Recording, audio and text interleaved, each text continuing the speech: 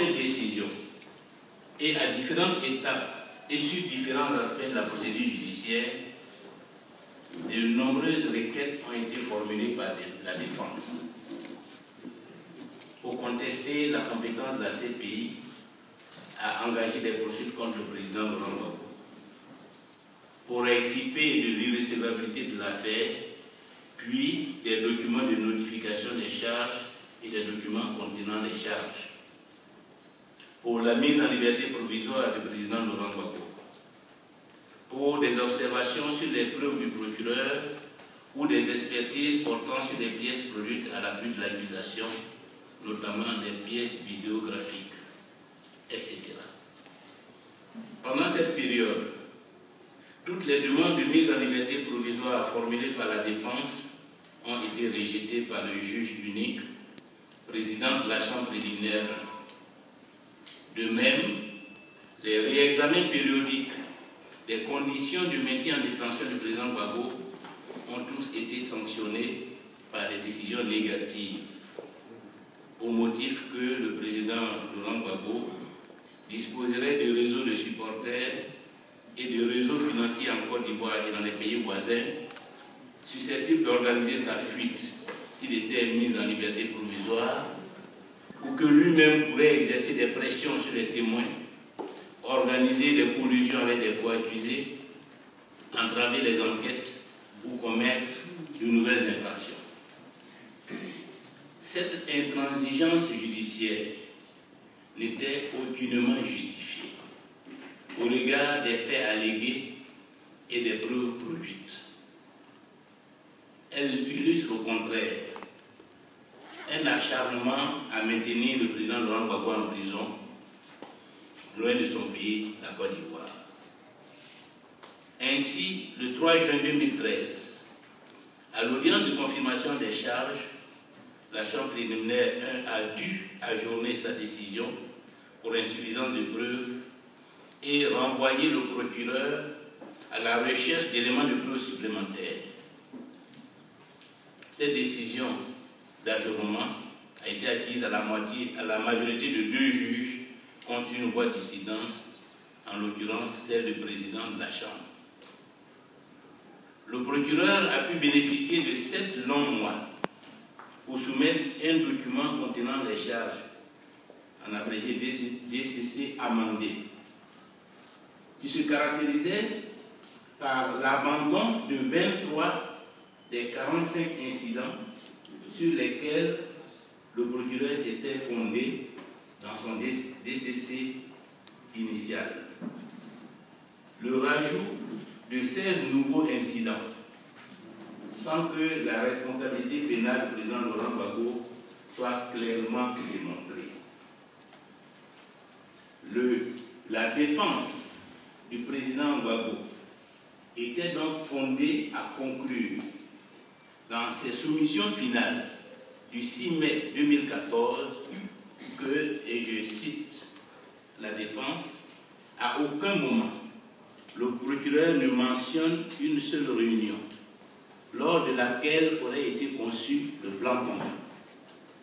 À aucun moment le procureur ne mentionne une seule réunion lors de laquelle il aurait été décidé de la mise en œuvre du plan commun supposé. À aucun moment le procureur ne mentionne l'existence d'une seule réunion lors de laquelle aurait été discuté entre le président Gbagbo et des chefs militaires le détail des opérations. Le procureur est incapable aussi de faire état d'un seul discours du président Gbagbo qui ne soit pas un appel à la paix et la concorde entre Ivoiriens, que ce soit avant, pendant ou après les élections de 2010.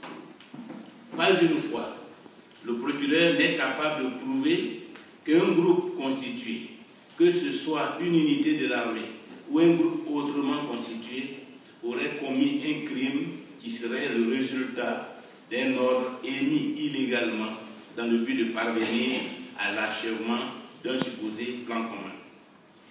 De plan commun d'ailleurs, il n'y a pas.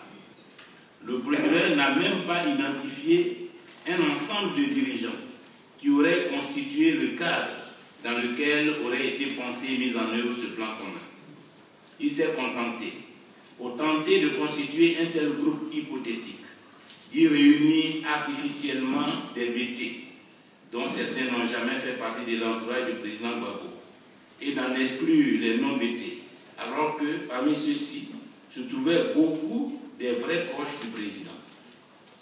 Pas d'enquête, pas de preuves, des allégations fondées sur des hypothèses, des témoignages contradictoires, des témoins peu crédibles, des documents suspects établis pour les besoins de la cause.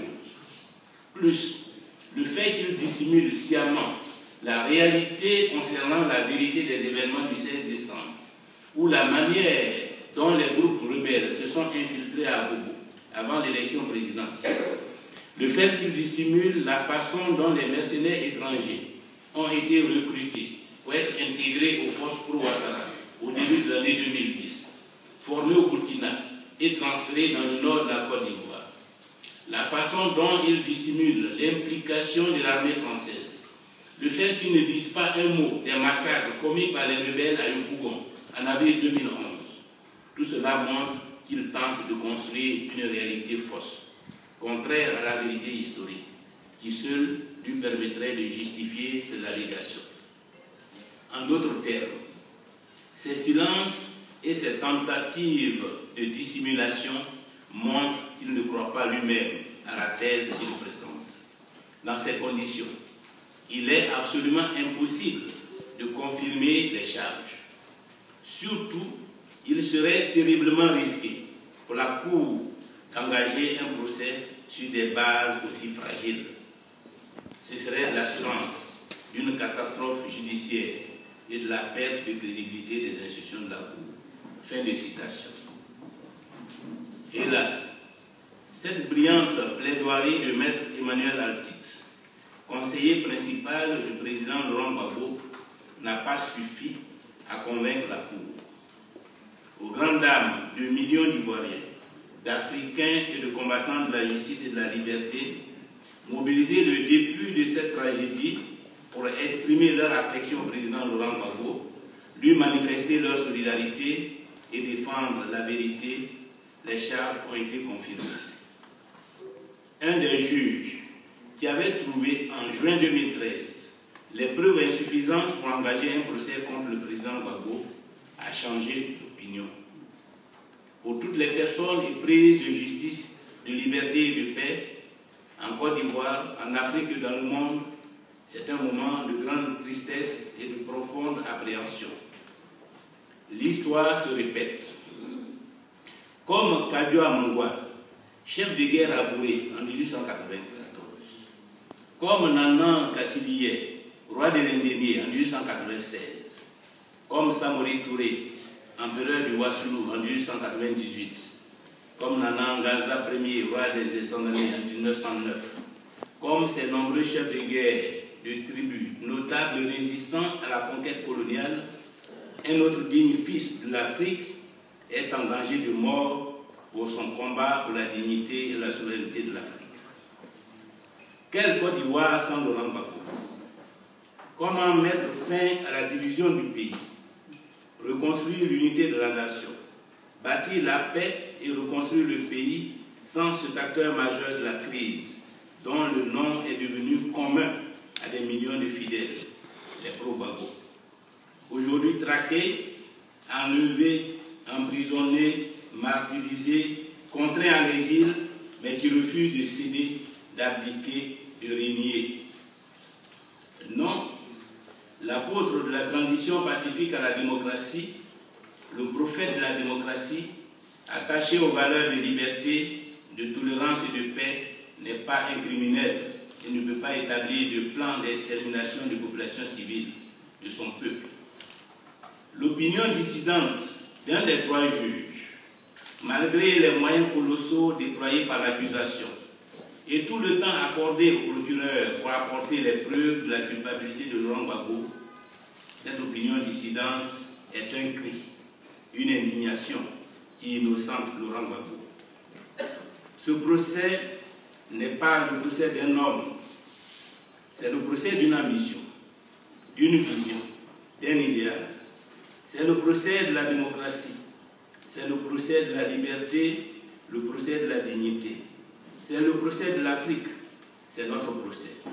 Nous devons le gagner. Je n'irai pas à New York pour montrer à tous que la Côte d'Ivoire est une terre des hommes. Ces propos tenus par le président Laurent Gbagbo en 2006 pour dénoncer les intrigues du groupe de travail international GTI dans le traitement de la crise ivoirienne est un mot d'ordre pour la résistance, pour la lutte. La Côte d'Ivoire est une terre des hommes remplis de vaillance pour relever sa dignité. Le président Laurent Gbagbo a montré le chemin. Il a fait sa part du travail. Laurent Gbagbo a forgé et mis entre nos mains l'instrument de notre émancipation individuelle et collective, la clé de l'avenir de la nation. À nous de faire notre part. Notre part, c'est de nous mobiliser en vue de sa libération. Notre part, c'est de nous rassembler. Jusqu'à ce jour, nous avons mené le combat sans une coordination efficace de la lutte.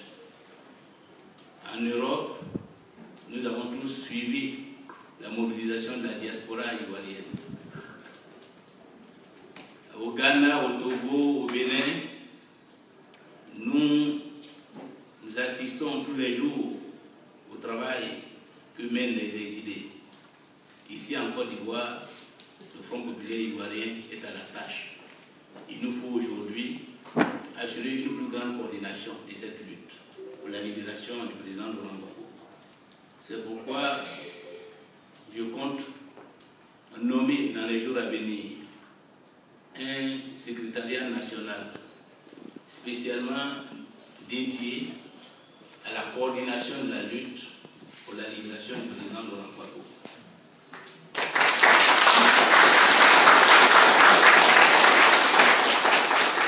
Ivoiriennes, Ivoiriens, amis de la Côte d'Ivoire, vous tous qui souffrez du drame que vit notre pays, rejoignez-nous dans la lutte pour la vérité, pour la justice, pour la libération du président Laurent Gbagbo et pour la restauration de la Côte d'Ivoire. Nous le devons, nous le pouvons et nous le ferons dans l'union. Dans l'union, dans la discipline, dans la cohésion et dans la solidarité. Dieu nous parle. Hier encore au Brésil, il a été assoupissé. Dans la division, rien ne nous sera donné. Dieu nous parle. La réconciliation nationale est la clé de l'émergence. La libération du président Laurent Gbagbo est le moteur de la réconciliation nationale. Mobilisons-nous et agissons pour la réussir. Je vous remercie.